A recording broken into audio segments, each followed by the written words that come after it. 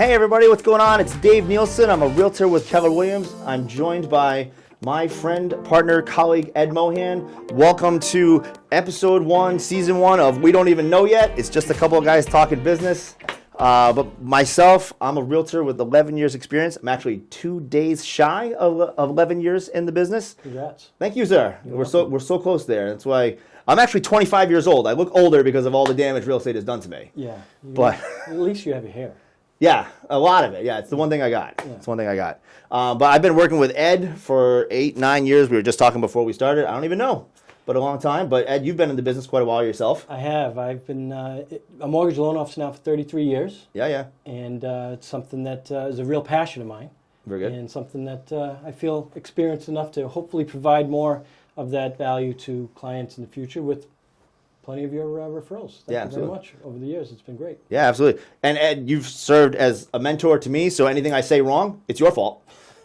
Anything I say right, it's because I learned independently of you. That's so you, Dave. That's classic, yes. So I know that like people like this market, 2020, 21, 22, it's been hectic, it's been fun in a way, but also horrifically crazy and stressful and gray hair inducing. Very much. But I know we talked before we started. I know I've been getting this question. I know you've been getting this question. Bubbles. Everybody wants to talk about bubbles. Yeah. When's the crash coming? What's going to happen? I know. What do you think? Not in 2022, in my opinion. Okay. There's just too much data showing that 2022 is going to be a great year for real estate. We have excellent unemployment rates. We're very, very low. 4.2% is the national unemployment average. And in 2008, when we had the big problem, it was due to an awful lot of bad loans that were being provided to consumers. They really did not have the ability to own a home, but the federal government wanted people to be having the U.S. stream, Right. which is home ownership. That's how dogs were getting pre-approved. That's right. Right. You know, not a joke. Something that actually happened. All you needed was a heartbeat, a social security number, and a credit score, and you were able to get a loan. Not the case anymore. Right. People are much more stringent in their guidelines of how they like to approve loans, so you really have to qualify for a home mortgage now. Right. Versus in the past, you just had to have a lifeline. Right. So, you talked. We actually in the industry we refer to this as predatory lending. It was like, yeah, we know you can't afford a home, but we want you to buy a home. We don't really care what you look like after. We just want you to have it. No income, no asset. Right. No anything really. Yeah. No verification. And like anybody who's bought a home in the last ever since that happened, I mean, it's such an important but also stressful part of the process for a buyer to be like, okay, the lender wants this part, the lender wants this, the lender wants this, and they'll call me up and be like, Dave, why does the lender want this stuff? I'm like, so that your house isn't worth half what you pay for it 5 years from now. It's gone 180 degrees from where we were in 2008 to where we are now. And, a lot of people are frustrated by that, that there's that much more documentation required for people to qualify for a home loan. But it's a good thing. Right. We want people to be able to own their own home. Right. And afford it. And be able to see the growth that appreciation can provide them over the years. Without, qualified homeowners, our market's in flux, and who knows what can happen. We don't want foreclosure rates going up. They've just now come down. And a lot of that's due to the employment levels. People are making money. People are able to afford their home. The loans that are being put into the marketplace are good quality loans. So I think we're in a good seat for this year. Good. And like the unemployment, what did you say, 4.2 right now? Yeah. Wasn't it like double or triple? In 2008, we were up 8.9% in Rhode Island. Double. It went over to 9.9% in 2009. So we're half what we were in 2008, 2009. So it's a very unlikely scenario that the workforce is going to be the problem with the housing market in 2022. Right. Just don't see it. Yeah, and that's actually what leads me into why I agree with you that there's no bubble. The reason being, in 06, 07, 08, so the loans create the problem. But the loan, as long as you can afford the loan in and of itself, it's not that big a problem.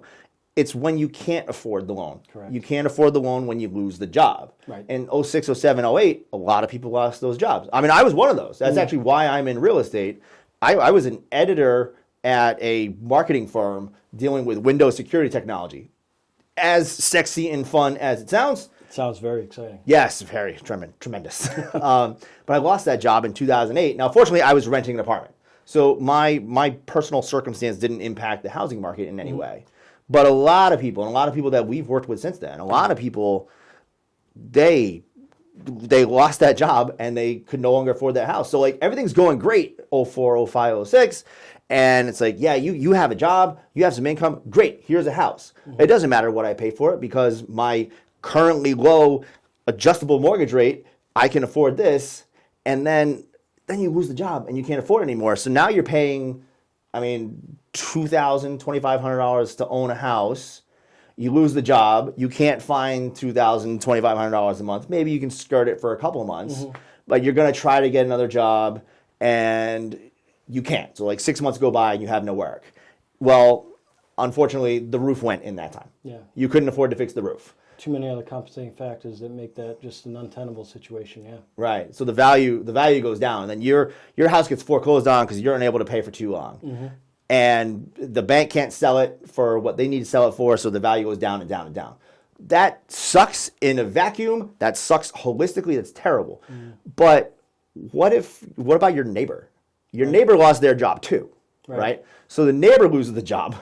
The neighbor's heating system goes. The neighbor's like, oh crap, I'm not going to wait 6 months like neighbor John did. I'm going to sell my house now. Except John sold his house for 180. You owe 300. Right. Yeah, right. With the gun to his head. Snowball effect. Right. Yeah. So all of a sudden, I can't sell my house for what I need to sell it for because you couldn't sell your house for what you need to sell it for. And oh, by the way, it happened to hundreds of thousands, if not millions of people. So that market completely tanked. So in the context of what we're talking about, do we see a bubble? Do we not see a bubble? The way I've always phrased it is you need some kind of external factor. Like what's the pin that pops the bubble? Catalyst. Yeah, right. Smarter people would say catalyst. I would use a one-syllable word like pin. But what's the pin that pops the bubble? 10, 15 years ago, I still say 10, it's not 10 years. Right. 15 years ago, it was people losing jobs. But like, what's the pin now? What's the catalyst? The only thing I can think of right now, Dave, is interest rates. Sure. If interest rates get to a level where people now have to pay an extra $300 or $400 per month for that mortgage, that same mortgage amount, that may be a number that they can't get to, which could possibly bring values down. But I think we're a ways from that point. Right. Interest rates have been so low for so long. People are accustomed to those low rates. Interest rates were at 6% not all that long ago. Within the last 20 years, interest rates were at 6%. Right. If we got to that level again, I could see a major shift. But it's going to take a long time for interest rates to get back to that level. And they may never get to that level. Yeah. There's a lot of other factors that go into interest rates that would probably take up way too much time on this little podcast. Sure. But I think the job right now of the Federal Reserve is to curb inflation. So we're going to see a little bit of hurt this year in interest rates, but we're still in the lower percentage of interest rates in the history of time. So I don't think it's going to be that big of a catalyst to inflate or scare people out of the market this year. Sure. Can I ask you? I'm going to ask you a question. And as people who have been in the industry for as long as we have, I feel like we know the answer to this question. But anybody who's listening to us who is maybe does one real estate transaction a decade, maybe they don't know. Yeah. How does the interest rate affect the value of a property? Well, if we were to look at the interest rate of a standard $300,000 home, and that person plans to put 5% down, they're going to finance a mortgage for $285,000. Sure. The increase that we've seen in interest rates just in the last month, in the last 30 days, we've seen rates go from the low threes to the high threes. So let's call that a 0.5%. The difference in the monthly payment is just about $80 per month. Doesn't seem like an awful lot, but to some others, that can be a significant number, and it could also put them in a position where they may not be able to get to that level in terms of a qualifying payment. So it's twofold. One, can they afford it? Two, can the bank get them approved for the amount of that higher payment? So $80 isn't much. I don't think that's going to scare people off. But if interest rates got into the mid 4s to high 5% or to 5%, I think you're going to see that much more of $175, $200 difference in payments.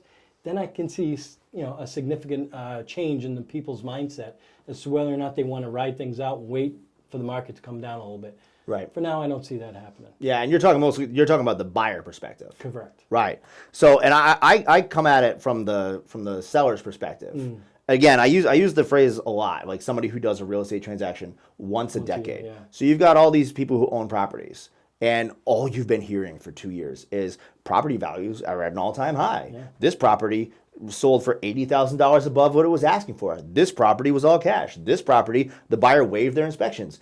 This property, the buyer offered a sacrifice of goats and elephants. Like, it was like just wild nonsense. What did you tell me today? There was an offer in Texas, like 100 and something. A client of mine, yeah, said he was ready to put his offer in. Thought he was going in at a number that could get him the house.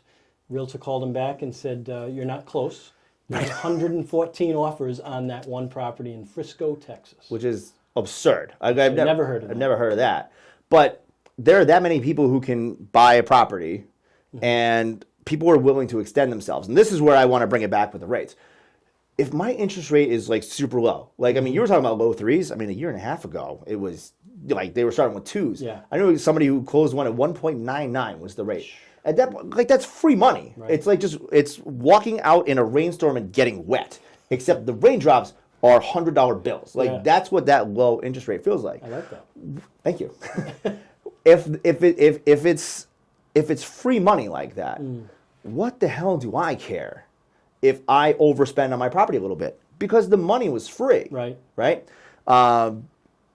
When the money's not free anymore, and this is where I tie it back to the seller's perspective, when the money is not free anymore, the buyer is less willing to extend themselves. Yeah. And then the seller, who's been hearing the same story for the last 2 years, is like, well, wait a minute, what happened? Why can't I sell my property? And then his listing agent has to be like, well, the interest rates are really high. It's like, I'm selling my property, I don't care. Right. Well, actually you do. Yeah. And here's why. Because buyers are not willing to give up their firstborn to buy your 3-walled, no-ceiling, dumpster fire house anymore. Like, it doesn't work. It's going to be an eye-opening time frame for sellers because they're so used to it. It's been the seller's market for how long now? Years. A hyper seller's market for 2 years. And it was a seller's market for several years before that anyway. I've been in real estate for 11 years. I don't know that, except at the beginning, that I was in a true buyer's market. Yeah. I think because I started when there were like foreclosures and short sales all over the place. But, I mean, it's been... I think it was like neutral in like 2015 when I bought my house. Yeah. And then pretty quickly we went towards sellers. So you're right. It is going to be a reckoning for people. It is. Which is, you know what? That's not going to make the bubble pop. No. That's going to make the bubble get... And I hesitate to use the word bubble because bubble implies pop, and I don't think it's going to pop. But that's just going to make more people think the bubble is popping because there will be even fewer listings because I can't sell my dumpster fire house for $500,000 like I want to. So I'm just not going to sell it. Yeah. So I'm concerned that it's actually going to prevent inventory from coming on the market, lower supply. Demand's not going to change. So the values, like everybody's asking us, so the property's value is going to go down. Well, bro, I think they're going up. Yeah. December, I think I read something where inventories were at a very, very low month-over-month or year-over-year comparison. And maybe just time of the year with it being December, you might know a little bit more than that about inventories. And what are you seeing? Are you seeing more properties to start the year come on the market? No. I actually looked before you got here. I looked and I have it here. I want to get the numbers. Oh, I don't have it here. The numbers, honestly, it's about half. Wow. From January, and I just looked at 1 month. I just arbitrarily picked June of last year to January of this year. Is about half as many properties closed. Now, granted, as we record this at the end of January, we still have about a week to go. Sure. And, end of month should be a little bit more. But the numbers, it was, right. So just talking Rhode Island, and honestly, I think it was actually just Providence County I was looking at, so just northern Rhode Island. It was like 580-something closings in June. And like 270 something in January so far. So I would expect that to wind up being like, I don't know, 310, something in that neighborhood. But is the time of year, contributing factor to that? Usually, yeah. I had been saying for a couple years that, you expect property inventory to go down in the winter, but it just didn't seem consistent with anything the last couple years anyway. But this year, like every buyer I'm working with, and I'm sure you as well, there's like, I have money to spend and I have nothing to spend it on. And I have buyers backlogged for multiple years at this point because they just haven't been able to find anything. So there's just less to buy. Yeah. And there's actually, when we talk about classic supply and demand, right? This is a pretty easy economic principle for everybody to understand. The lower supply, means higher demand, means values of whatever go up. Like, duh, right? It's basic. I feel like when we say low inventory causes the prices to go up, that we're actually in a lot of ways oversimplifying it. Because that actually makes, so if I just hold my hand here and I'm saying this is demand, and just call it a constant. And then supply is here, like so if they're to the camera. So if they're like this and they're relatively even, the more the supply goes down, the bigger this gap gets, the higher the values go because there's nothing to buy. And I think people think that's what's happening. Supply is just going down, down, down. But I feel like demand is going up, up, up too. So it's not one number retreating from another. It's two numbers, 2 points in space, continually gaining distance from each other exponentially. Right. Because, go ahead, I'm sorry. I have a theory on that a little bit, and you might be able to expound on it greater. With COVID over the last couple of years, more people are staying in their properties. What's COVID? I don't know. I don't know. I gave up trying to figure it out. Are we familiar with this concept yet? But more people are staying in their house. And Right. I think as a result of COVID, a lot of older people don't want to move out of their home. They're more comfortable in their home. Right. Are people staying in their homes to a greater age? Are people in better shape? Or is there some reason why people are maybe holding on to that property and, allowing for that younger generation that's constantly looking to get into the housing market? There's not that turnover that there used to be years ago. Is COVID going to have any type of impact on people wanting to stay in their home towards a later age versus moving out and getting an apartment? They don't want the upkeep of a property. But are they afraid now Maybe. to go into maybe a community living area versus the security of their own home? Is there not that turnover of properties from the elder generation to supply the newer generation coming into the market? Right. I don't have any data on that. Come but on. My bad. Hold on. It's probably on back here. But I mean, there's any number of things that happen on a fairly predictable time frame. That being one of them. Old age. Maybe we won't hear the numbers on that for years down the road. Maybe. Yeah. Right. Maybe we'll know someday. Maybe the time somebody besides our own families listen to this, maybe we'll know by then.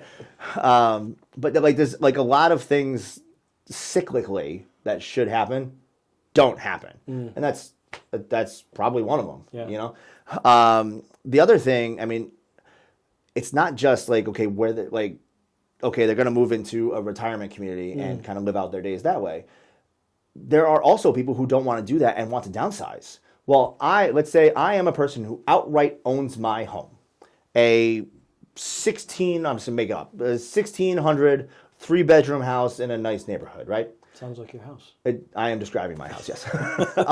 And say I own this house outright, which I am unfortunately no longer describing my house. Okay. So I own this house outright, and I can't go up the stairs anymore. Yeah. I'm tired. My legs hurt. I'm fat. I'm sick. I can't do it anymore. I got to downsize. So maybe I want to go buy like a nice ranch. Maybe 1,000 square feet, 2 bedrooms, because just my wife, the kids are out, they're fine. Maybe I want a spare room for the grandkids, but that'll just be in the basement somewhere. I don't have to care about whatever. I want to downsize in that house.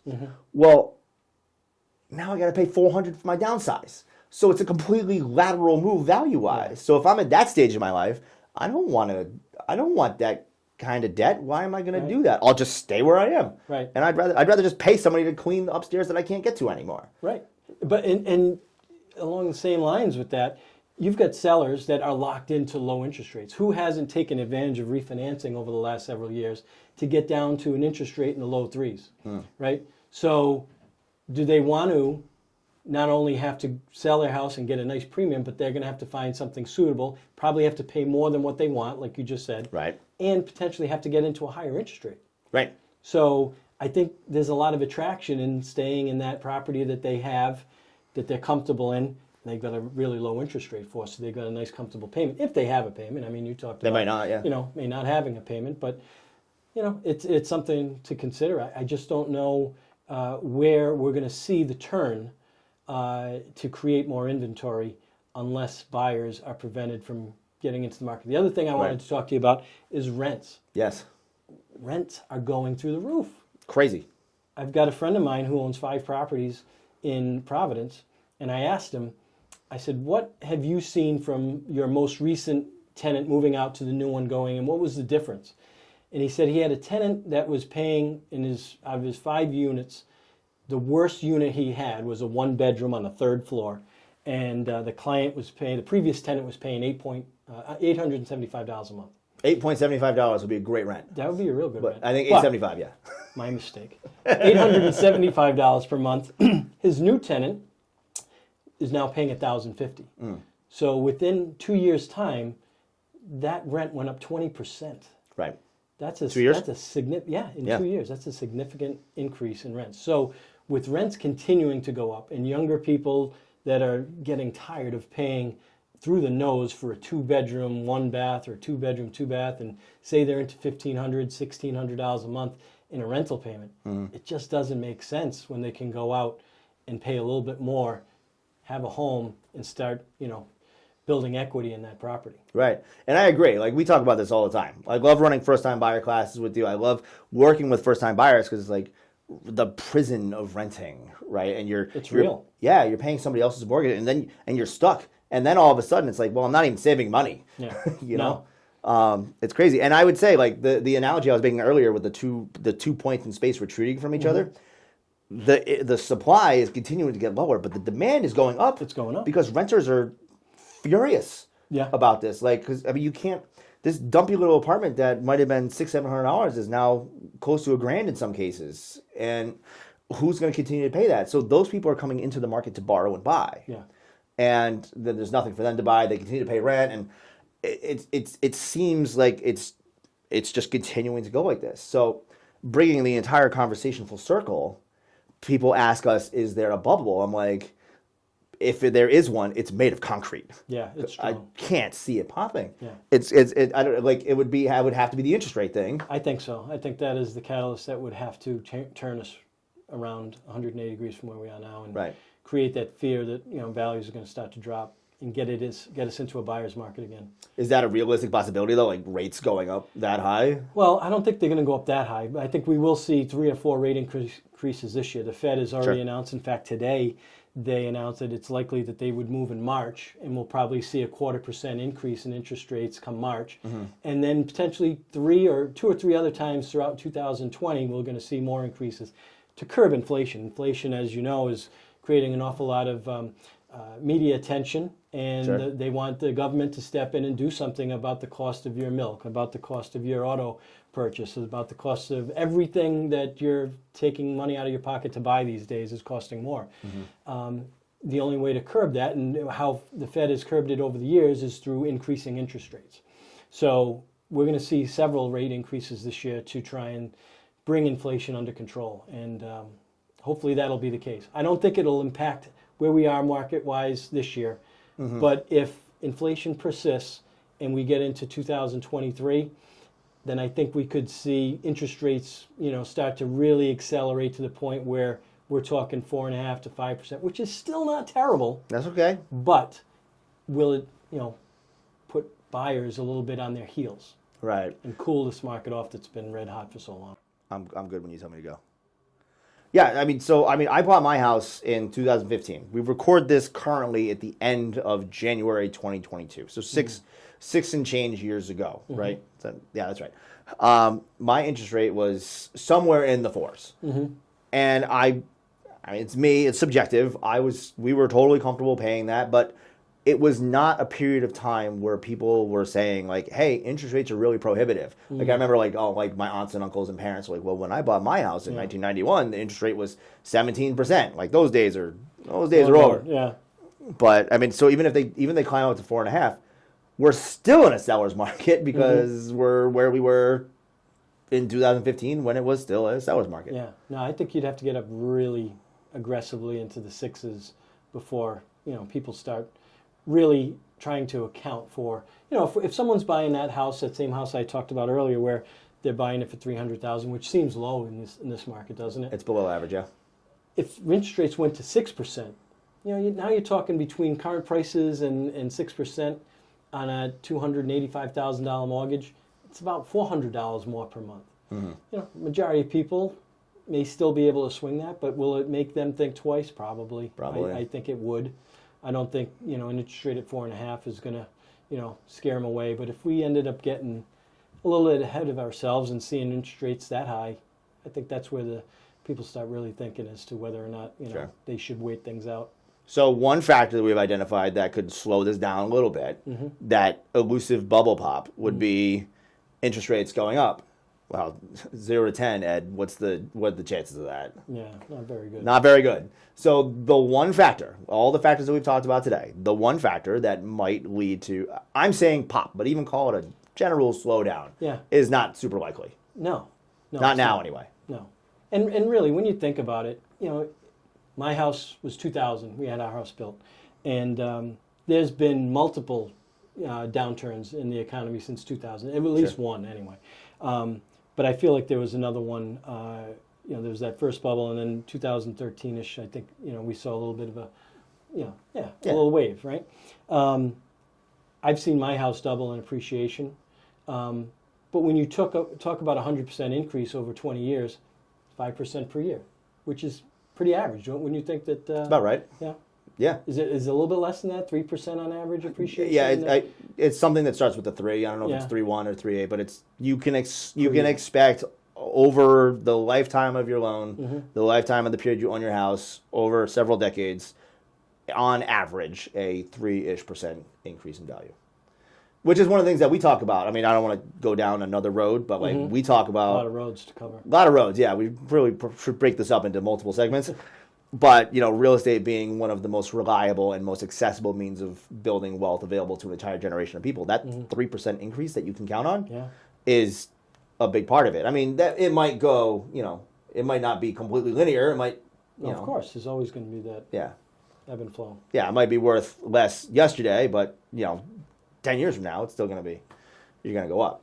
So, but that's why renters that are, renters are leaving their environment right now to get into this cost prohibitive environment that there is today, because hopefully it's because some of them understand that this little path. That's our job to make them understand that. That's our job.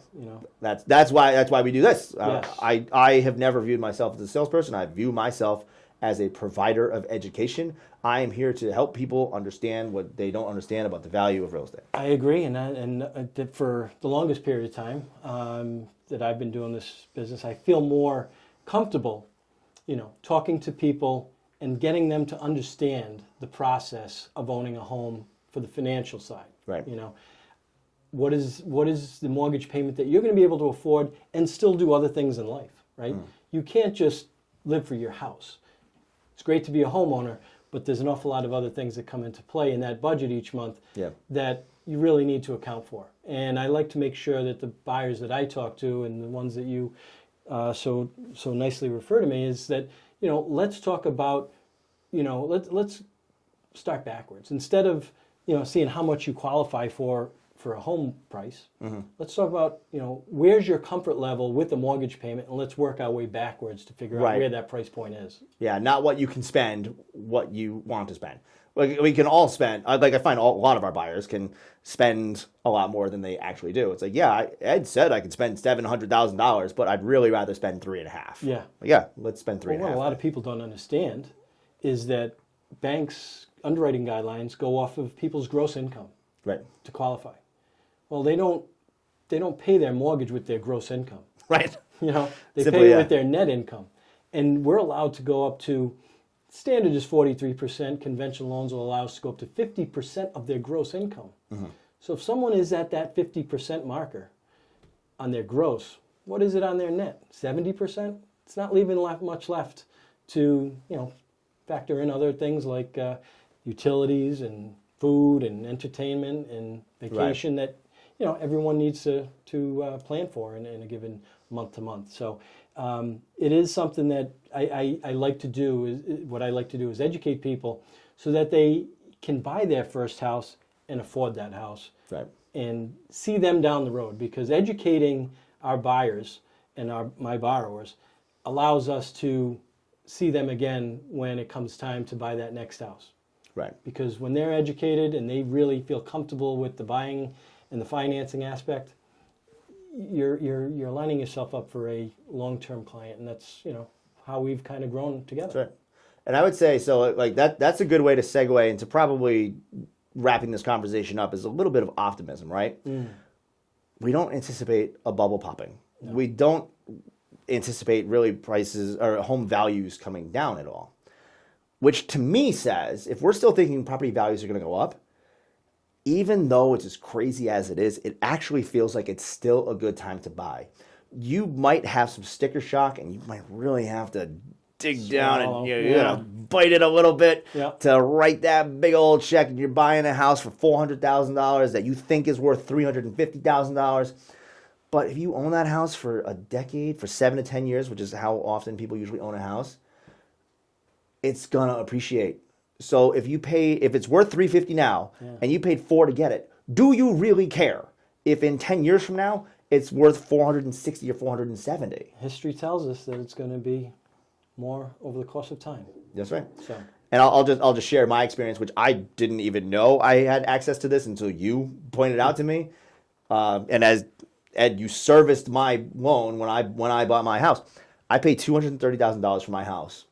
2-3 years later, you called me up. You're like, hey, you know what your house is worth? I don't know, like $240. It's been pretty good. And you're like, you told me you just closed a loan in my neighborhood for like $330. I was like, oh, that's interesting. And you're the realtor. Yes, thank you.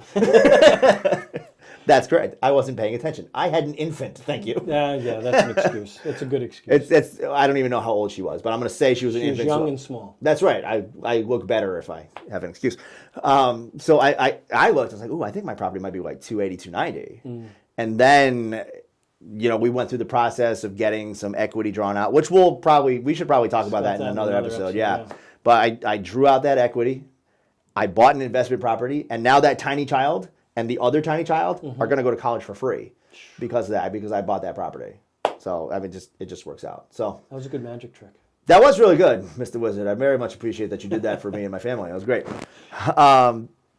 So those are our thoughts on the market. Yeah. Bubble not going to pop. Value's probably going to go up. But that's not necessarily a bad thing, even though in the short term it could probably be pretty frustrating. But I say stick it out. Go find the property. Go find a deal that makes sense. Don't go nuts. But if you feel like you're confident in your job, your ability to continue to pay, because that's the catalyst, remember, is the ability to pay. If you feel confident in that, then you can feel confident in investing in real estate and being successful and building a future for your family and building a present for your family. Present. Oh, I like that. Building a present that you wrap with a bow, but also present in the sense of time. Genius. The look in your eyes says you don't agree with me, but that's okay. If you say genius. So. Thank you. I appreciate it. Yeah, I got it. I nailed it. I know I got it. So I want to say thanks. Thanks for doing this with me. Thank you. Thank you, of course, and thanks for sticking with us. And we'll see you next time. Season 2, season 1. Season 2. That's bold. Yeah, that's very good. We got to get picked up by NBC first. YouTube can do it too. That probably makes more sense. All right, cool. Whatever season, whatever episode. Yeah. So thanks Dave. Thank you.